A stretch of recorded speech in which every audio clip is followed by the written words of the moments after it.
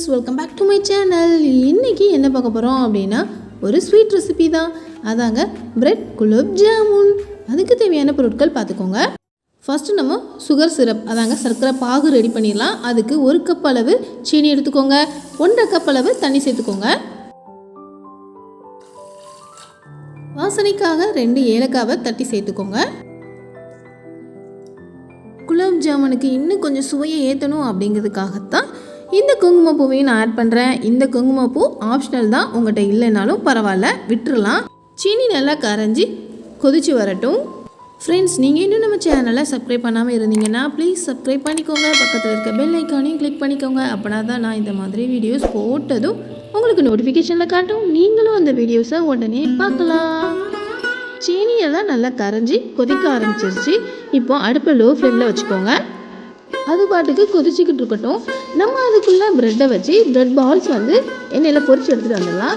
அதுக்கு first bread பால்ஸை வந்து நம்ம ரெடி பண்ணணும். நார்மல் ப்ரெட்டு தான் எடுத்துருக்கிறேன். 8 ப்ரெட்டு தேவைப்படும். ப்ரெட்டை இந்த மாதிரி எடுத்துகிட்டு அதை ஒரு பவுலில் பிச்சு போட்டுக்கோங்க.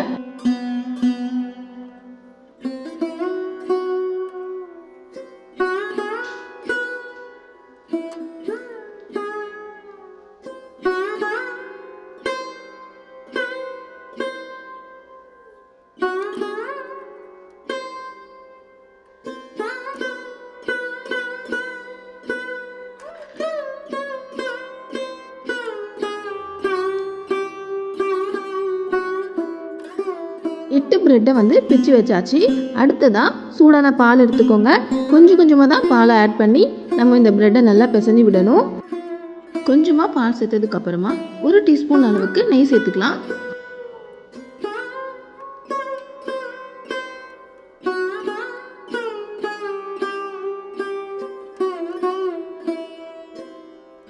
ப்ரெட்டை நல்லா உருத்தி விட்டுட்டு பிசைய ஆரம்பிங்க.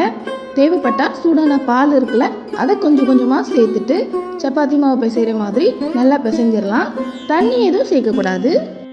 நல்லா பிசைஞ்சதுக்கப்புறமா இன்னொரு டீஸ்பூன் அளவு நெய், அப்படி இல்லைன்னா எண்ணெய், எதனாலும் சேர்த்துக்கலாம்.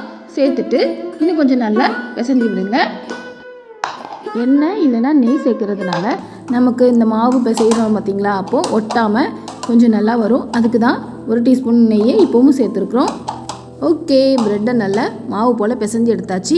இப்போது 2 கையிலையுமே எண்ணெய் இல்லைன்னா நெய் சேர்த்துட்டு குட்டி குட்டி பால்ஸாக வர மாதிரி உருட்டி எடுக்க வேண்டியதான். உருட்டும் போது விரிசல் எதுவும் இல்லாமல் நல்லா பார்த்து உருட்டுங்க. விரிசலாக இருக்க மாதிரி உருட்டி உருட்டி வச்சிட்டிங்கன்னு வச்சுக்கோங்களேன், எண்ணெயில் பொரிக்கும் போது அது வெடிப்பு வெடிப்பாக வந்துடும். எப்படி கடையில் வந்து குலோப் ஜாமுன் அப்படி ரவுண்டாக ஸ்மூத்தாக இருக்குது, அந்த மாதிரி நமக்கு வராது, வெடிச்சு வெடிச்சு இருக்கும். அதனால தான் விரிசல் ஏதும் இல்லாத மாதிரி நல்லா ஸ்மூத்தாக உருட்டி எடுத்துக்கோங்க அப்படின்னு சொல்கிறேன். நல்லா உருட்டியாச்சு. இதே மாதிரி எல்லா பால்ஸும் ரெடி பண்ணிக்கோங்க. ஃப்ரெண்ட்ஸ், நீங்கள் இன்னும் நம்ம சேனலை சப்ஸ்கிரைப் பண்ணாமல் இருந்தீங்கன்னா ப்ளீஸ் சப்ஸ்கிரைப் பண்ணிக்கோங்க. இந்த மாதிரி ரவுண்டு ஷேப்லேயும் நம்ம உருட்டலாம். அப்படி இல்லைன்னா கடையில் இருக்கும் பார்த்தீங்களா, உருளை ஷேப்பில் இருக்க மாதிரி, அந்த ஷேப்லனாலும் நம்ம இந்த மாவை உருட்டி எடுத்துக்கலாம்.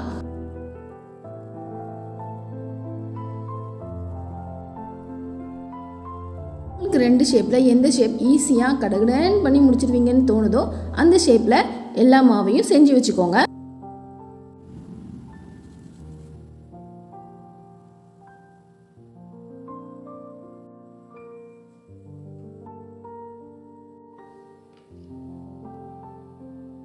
இப்போ நம்ம எல்லா மாவையும் இந்த மாதிரி குட்டி குட்டி பால்ஸாவோ இல்லை உருளையாவோ ரெடி பண்ணி வச்சாச்சு. அதுக்கு முன்னால் நம்ம சர்க்கரை பாகு ரெடி பண்ணுறதுக்காக அடுப்பை லோ ஃப்ளேமில் வச்சுட்டு வந்தோம்ல, அதை இப்போது நல்லா கிளறி விடுங்க. அதில் ஒரு கம்பி பதம் வந்துட்டா அப்படிங்கிறத செக் பண்ணுங்கள். அதாவது ஒரு கம்பி பதம் அப்படின்னா நம்ம இந்த 2 விரலால் இப்படி வச்சு அமுக்கி எடுத்து பார்த்தோம்னா சர்க்கரை பாகு நமக்கு ஒட்டணும் கையில். அவ்வளோதான், பாகு இப்போ நமக்கு ரெடி ஆயிடுச்சு. சர்க்கரை பாகை அடுப்புலேருந்து இறக்கி வச்சுட்டு இன்னொரு கடாயை அடுப்பில் வைங்க. அதில் எண்ணெயை ஊற்றுங்க. எண்ணெய் நல்லா காஞ்சதுக்கப்புறமா நம்ம ரெடி பண்ணி வச்சுருக்கிறோம்ல ப்ரெட் பால்ஸ், அதை எண்ணெயில் போட்டு நல்லா பொரிச்சு எடுத்துருங்க.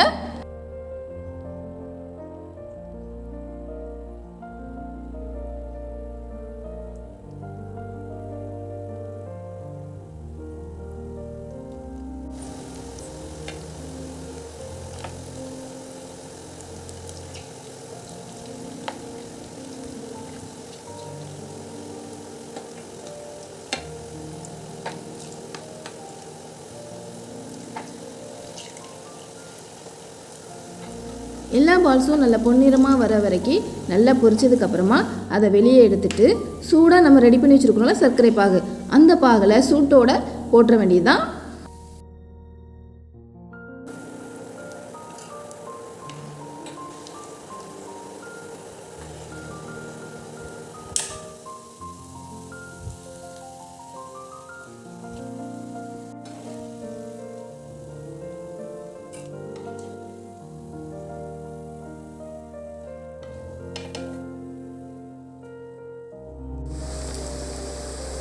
மீதம் இருக்கிற பால்ஸ் எல்லாத்தையுமே எண்ணெயில் பொரிச்சிட்டு சர்க்கரை பாகில் ஆட் பண்ணிடுங்க.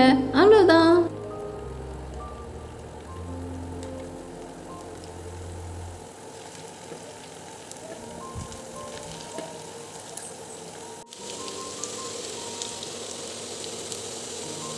பொரிச்ச பிரெட் பால்ஸ் எல்லாம் சர்க்கரை பாகில் 1 மணி நேரமோ இல்லை 2 மணி நேரமோ ஊற வச்சுட்டு கூட சாப்பிட்லாம்.